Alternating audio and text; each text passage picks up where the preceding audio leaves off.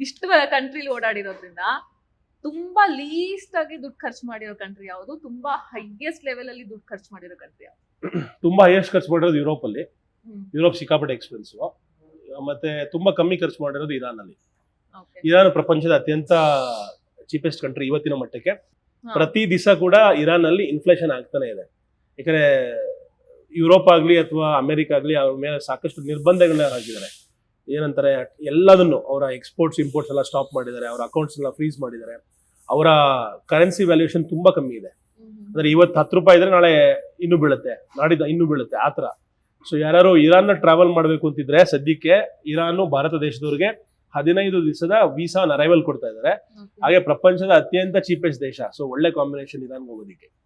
But ಏನಂದ್ರೆ ಇರಾನ್ಗೆ ಹೋದ್ರೆ ಬೇರೆ ಬೇರೆ ದೇಶಕ್ಕೆ ಹೋದಾಗ ಕ್ವಶನ್ಸ್ ಬರ್ಬೋದು. ಅಂದ್ರೆ ಅಮೆರಿಕಾಗ ಹೋದಾಗ, ಈಗ ನಾನು ಅಮೆರಿಕ ವೀಸಾ ತಗೊಳಕ್ ಹೋದಾಗ ಯಾಕೆ ಇರಾನ್ಗೆ ಹೋಗಿದ್ರಿ ಅಂತ ಕೇಳಿದ್ರು. ಯಾಕಂದ್ರೆ ಅಮೆರಿಕ ಮತ್ತು ಇರಾನ್ ಶತ್ರು ದೇಶಗಳು. ಈಗ ನಾನು ಇರಾನ್ಗೆ ಹೋಗಿದ್ದೀನಿ, ಇಸ್ರೇಲ್ಗೆ ಹೋಗಿದ್ದೀನಿ, ಪ್ಯಾಲೆಸ್ಟೈನ್ಗೆ ಹೋಗಿದ್ದೀನಿ, ಜಾರ್ಡನ್ಗೆ ಹೋಗಿದ್ದೀನಿ. ಈ ಇಷ್ಟು ದೇಶ ಒಬ್ರಿಗೊಬ್ರು ಕಂಡ್ರಾಗಲ್ಲ, ಎಲ್ಲರೂ ಶತ್ರುಗಳು. ಈಗ ಪಾಕಿಸ್ತಾನ್ಗೆ ಹೋಗಿದ್ದೀನಿ, ಅದು ಶತ್ರು ದೇಶ. ಎಲ್ಲ ಶತ್ರು ದೇಶಗಳಿಗೂ ಹೋಗಿದ್ದೀನಿ. ಇರಾನ್ ಕಂಡ್ರೆ ಇಸ್ರೇಲ್ಗೆ ಆಗಲ್ಲ, ಇಸ್ರೇಲ್ ಕಂಡ್ರೆ ಇರಾನ್ಗೆ ಆಗಲ್ಲ, ಪ್ಯಾಲೆಸ್ಟೈನ್ ಕಂಡ್ರೆ ಇಸ್ರೇಲ್ಗೆ ಆಗಲ್ಲ, ಇಸ್ರೇಲ್ ಕಂಡ್ರೆ ಪ್ಯಾಲೆಸ್ಟೈನ್ಗೆ ಆಗಲ್ಲ. ಪ್ಯಾಲೆಸ್ಟೈನ್ ಜಾರ್ಡನ್ ಫ್ರೆಂಡ್ಸು, ಮತ್ತೆ ಪ್ಯಾಲೆಸ್ಟೈನ್ ಇರಾನ್ ಫ್ರೆಂಡ್ಸು. ಹೆಂಗಂದ್ರೆ ಫ್ರೆಂಡ್ಸು ಎನಿಮಿಸ್ ಈ ತರ ಕಾಂಬಿನೇಷನ್ ಅಲ್ಲಿ ಎಲ್ಲ ದೇಶಕ್ಕೂ ಕಾಲಿಟ್ಟಿದ್ದೀನಿ. ಈಗ ಅಮೆರಿಕ ವೀಸಲ್ಲಿ ಕೇಳಿದ್ರು ಇಂಟರ್ವ್ಯೂ ಅಲ್ಲಿ, ಯಾಕೆ ಹೋಗಿದ್ರು ನೀವು ಇರಾನ್ಗೆ ಅಂತ. ನಾನು ಹೇಳಿದ್ದು, ಇರಾನ್ ಅಲ್ಲಿ ವರ್ಲ್ಡ್ಸ್ ಹಾಟೆಸ್ಟ್ ಪ್ಲೇಸ್ ಇದೆ, ಅದನ್ನ ನೋಡಕ್ ಹೋಗಿದ್ದೆ, ಅಲ್ಲಿಯ ಟೂರಿಸಂ ಮಾಡಕ್ ಹೋಗಿದ್ದೆ. ಜೆನ್ಯುನ್ಲಿ ನಾನು ಹೋಗಿದ್ದೆ, ಅದು ನಾನೇನು ಸುಳ್ಳು ಹೇಳಿಲ್ಲ. ಅವರು ಅರ್ಥ ಮಾಡ್ಕೊಂಡ್ರು, ನನ್ನ ಪ್ರೊಫೈಲ್ ನೋಡಿದ್ರು, ವೀಸಾ ಕೊಟ್ರು. ಅದೇ ನಿಮ್ ಹ್ಯಾಂಡ್ಲಿಂಗ್ ಕೆಪಾಸಿಟಿ ಇರಬೇಕು, ನಿಮ್ ಟ್ರಾವೆಲ್ ಹಿಸ್ಟ್ರಿ ಕ್ಲೀನ್ ಆಗಿರ್ಬೇಕು. ಆಮೇಲೆ ದೇಶಕ್ಕೆ ಹೋದಾಗ ವೀಸಾ ಎಷ್ಟಿರುತ್ತೋ ಅಷ್ಟೇ ದಿವಸಗಳನ್ನ ಯೂಸ್ ಮಾಡ್ಕೊಂಡು ವಾಪಸ್ ಬರಬೇಕು. ನಮ್ಮಲ್ಲಿ ಸಾಕಷ್ಟು ಜನರು ಭಾರತೀಯರು, ಎಸ್ಪೆಷಲಿ ಉತ್ತರ ಭಾರತೀಯರು ಇದನ್ನ ಬ್ರೇಕ್ ಮಾಡ್ತಾರೆ. ಇಲ್ಲಿ ಬಂದು ಎಷ್ಟು ದೌರ್ಜನ್ಯ ಮಾಡ್ತಾ ಇದ್ರು. ನಾವು ಹಿಂದಿ ಮಾತಾಡೋ, ನೀನು ಹಂಗಿರೋ ಹಿಂಗಿರೋ ಅಂತ ಇಲ್ಲಿ ಬಂದು ದಬ್ಬಾಳಿಕೆ ಮಾಡ್ತಾರಲ್ಲ, ಇದೇ ತರ ದಬ್ಬಾಳಿಕೆ ಬೇರೆ ದೇಶಕ್ಕೂ ಹೋಗಿ ಮಾಡ್ತಾ ಇದ್ರು. ಅಲ್ಲಿ ಇವ್ರನ್ನ ಒದ್ದೊಳಗಾಗ್ತಾರೆ. ಇಲ್ಲಿ ಡಂಕಿ ರೂಟ್ಸ್ ಅಂತ ಇದೆ. ಮೊನ್ನೆ ನೋಡಿದ್ರೆ 75 ಲಕ್ಷ ರೂಪಾಯಿ ಖರ್ಚು ಮಾಡ್ಕೊಂಡು ತನ್ನ ಲ್ಯಾಂಡ್ ನ, ತನ್ನ ಮನೆಯನ್ನ ಮಾರಿ ಹರಿಯಾಣದಲ್ಲಿ US ಹೋಗೋ ಟ್ರೈ ಮಾಡಿದಾನೆ ಏಜೆಂಟ್ ಮೂಲಕ. ಸಿಗಾಕೊಂಡು 7 ದಿವಸ ವಾಪಸ್ ಓಡಿಸಿದ್ರು ಅವರು. ಅಂದ್ರೆ ಅಮೆರಿಕಾಗ ಹೋಗ್ಬೇಕು, ಯುರೋಪ್ ಹೋಗ್ಬೇಕು ಅಂತ ಅವರು ಬೇರೆ ಬೇರೆ ದೇಶಗಳ ಮೂಲಕ ಡಂಕಿ ರೂಟ್ ಅಂತ ಮಾಡ್ತಾರೆ. ಅಂದ್ರೆ ಇಲ್ಲಿಗಲ್ ಇಮಿಗ್ರೇಷನ್ ಅದು. ಈಗ ನಾನ್ ಹೋಗ್ತಾ ಇರೋದು ಪ್ರೌಡ್, ಎದೆ ಉಬ್ಬಿಸ್ಕೊಂಡು ಹೋಗ್ತಾ ಇದೀನಿ ಕನ್ನಡಿಗನಾಗಿ, ಯಾಕಂದ್ರೆ ವೀಸಾ ಇದೆ ನನ್ನ ಹತ್ರ. ಅದೇ ನೀವು ನುಗ್ಗದಾಗ ಏನೋ ಸಿಗಾಕೊಂಡ್ರೆ ಒದೆ ಬೀಳುತ್ತೆ, ಜೈಲ್ಗೆ ಹಾಕ್ತಾರೆ, ಡಿಪೋರ್ಟ್ ಮಾಡ್ತಾರೆ. ಅದಕ್ಕಿಂತ ಅವಮಾನ ಇಲ್ಲ. ಅದಾದ್ಮೇಲಿಂದ ನಿಮ್ ಪಾಸ್ಪೋರ್ಟ್ ಇಂದ ನೀವೆಲ್ಲೂ ಟ್ರಾವೆಲ್ ಮಾಡಕ್ಕಾಗಲ್ಲ, ನಿಮ್ ಟ್ರಾವೆಲ್ ಹಿಸ್ಟ್ರಿ ಖತಮ್. ಉತ್ತರ ಭಾರತೀಯ ಕೆಲವು ರಾಜ್ಯಗಳು ಬೇರೆ ಬೇರೆ ದೇಶಗಳಲ್ಲಿ ಬ್ಯಾಂಡ್.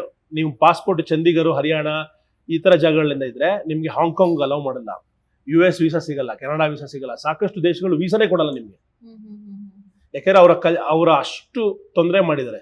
ಆಮೇಲೆ ನಮ್ಮ ಮರ್ಯಾದೆ ಕೂಡ ಕಮ್ಮಿ ಆಗುತ್ತೆ. ಈಗ ಭಾರತ ದೇಶ 30 ರಾಜ್ಯ ಇದೆ, ಕರ್ನಾಟಕ ನಾವು. ನಾನ್ ಹೋದಾಗ ನನ್ನನ್ನು ಅಲ್ಲಿಯವನೇ ಅನ್ಕೋತಾರೆ, ನೀವುಗಳೆಲ್ಲ ಬಂದ್ರೆ ಬಿಡ್ರಿ, ಈ ತರ ಎಲ್ಲ ಇಲ್ಲಿಗಲ್ ಮಾಡ್ತೀರಾ. ನಾನೇನ್ ಮಾಡಿದೆ? ನಾನೇನು ಮಾಡಿಲ್ಲ. ನಾನು tax paying responsible citizen of this country. ನಾನ್ ನ್ಯಾಯವಾಗಿ ಬದುಕ್ತಾ ಇದ್ದೀನಿ, ನಾನು ಹೆಮ್ಮೆಯಿಂದ ಬಂದಿದ್ದೀನಿ. ಬಟ್ ನೀವು ನನ್ನನ್ನು ಅಲ್ಲಿಗೆ ಹೋಲಿಸ್ಬಿಟ್ಟು ನನ್ನನ್ನು ಹಾಳು ಮಾಡ್ಬಿಟ್ರಿ. ಅಂದ್ರೆ 140 ಕೋಟಿಲಿ ಎಲ್ಲರೂ ಸರಿ ಇರಲ್ಲ, ಕೆಲವು ತಪ್ಪು ದಾರಿ ಹಿಡಿತಾ ಇರ್ತಾರೆ.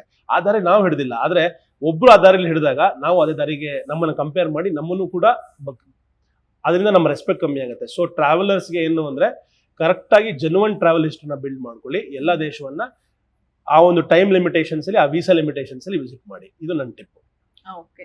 ಸೊ ಇಷ್ಟೆಲ್ಲ ದೇಶನ ಸುತ್ತ ಬಂದಿದ್ದು, ಒಂದೊಂದು ದೇಶದಲ್ಲಿ ಒಂದೊಂದ್ ತರ ಜನ, ಒಂದೊಂದ್ ತರ ಲೈಫ್ ಸ್ಟೈಲು, ಒಂದೊಂದ್ ತರ ಅಟ್ಮಾಸ್ಫಿಯರ್ ಆಗಿರ್ಬೋದು, ಕಂಪ್ಲೀಟ್ ಡಿಫ್ರೆಂಟ್ ಇರುತ್ತೆ.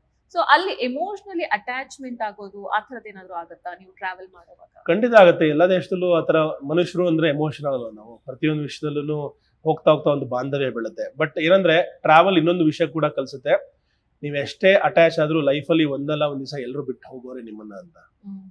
ಸೊ ಈ ಒಂದು ಫಿಲಾಸಫಿ ಕೂಡ ನನ್ನ ಕಾಡುತ್ತೆ. ಯಾಕಂದ್ರೆ ನೀವು ಎಷ್ಟೇ ಅಟ್ಯಾಚ್ ಆಗ್ಬೋದು, ನೀವು ಇವತ್ತು ಅಷ್ಟೇ ನೀವು ಎಲ್ಲರ ಜೊತೆ ಅಟ್ಯಾಚ್ ಆಗಿರ್ಬೋದು. ಈಗ ನನ್ನ ಅಜ್ಜಿ ಜೊತೆ ನಾನು ಬಹಳ ಅಟ್ಯಾಚ್ ಇದೆ, ಆದ್ರೆ ಇವತ್ತು ನನ್ನ ಜೊತೆಗಿಲ್ಲ. ಎಲ್ಲರೂ ಒಂದ್ ದಿವಸ ಈ ಭೂಮಿನ ಬಿಟ್ಟು ಹೋಗೋರೆ. ಈಗ ನನ್ಗೆ ಅಟ್ಯಾಚ್ ಆಗಿರೋರು 100 ಜನ ಇರ್ಬೋದು. ನಾನು ಒಂದ್ ದಿವಸ ಶಾಶ್ವತ ಅಲ್ವಲ್ಲ, ಒಂದ್ ದಿವಸ ನಾನು ಹೋಗೋನೆ. ಎಲ್ಲರೂ ಬಂದಿರೋದೇ ಪ್ರಯಾಣಿಕರಾಗಿ ಟ್ರಾವೆಲ್ ಮಾಡ್ತೀವಿ ಒಂದಲ್ಲ ಒಂದ್ ದಿವಸ. ಆಮೇಲೆ ಕೆಲವು ಸಲ ತುಂಬಾ ಫ್ರೆಂಡ್ಸ್ ಆಗಿರ್ತಾರೆ ಫಾರಿನ್ ಅಲ್ಲಿ, ಮಾರನೇ ದಿವಸನೇ ಬಾಯಿ ಹೇಳೋ ಹೋಗ್ಬೇಕಾಗತ್ತೆ. ಬೇಜಾರಾಗತ್ತೆ, ಮನ್ಸಲ್ಲೆಲ್ಲೋ ಒಂದ್ ಕಡೆ ತಾಕತ್ತೆ, ಆದ್ರೂ ಹೋಗ್ಲೇಬೇಕು. ಯಾಕಂದ್ರೆ ನಾನು ಹ್ಯಾವ್ ಟು ಟ್ರಾವೆಲ್. ಸೊ ಅವರೆಲ್ಲ ನಿಮಗೆ ಕಾಂಟ್ಯಾಕ್ಟ್ ಅಲ್ಲಿ ಇರ್ತಾರಾ? ಎಲ್ಲೋ ಒಂದ್ ಕಡೆ ಅಪರೂಪದ ಕನೆಕ್ಷನ್ಸ್ ಕಾಂಟ್ಯಾಕ್ಟ್ ಅಲ್ಲಿ ಇರ್ತಾರೆ. ಇವಾಗೆಲ್ಲ ಇನ್ಸ್ಟಾಗ್ರಾಮ್ ಇವೆಲ್ಲ ಇರೋದ್ರಿಂದ ಈ ಕಾಂಟ್ಯಾಕ್ಟ್ ಅಲ್ಲಿ ಇರ್ತಾರೆ. ಅವ್ರೇನಾದ್ರು ಭಾರತಕ್ಕೆ ಬರೋದಾಗ್ಲಿ ಅಥವಾ ಒಂದು ಸಪೋರ್ಟಿವ್ ವಿಷಯದಲ್ಲಿ ಚೆನ್ನಾಗಿರ್ತಾರೆ. ಒಂದು ನೆಟ್ವರ್ಕ್ ಕೂಡ ಇರುತ್ತೆ ಟ್ರಾವೆಲರ್ಸ್, ಚೆನ್ನಾಗಿರುತ್ತೆ.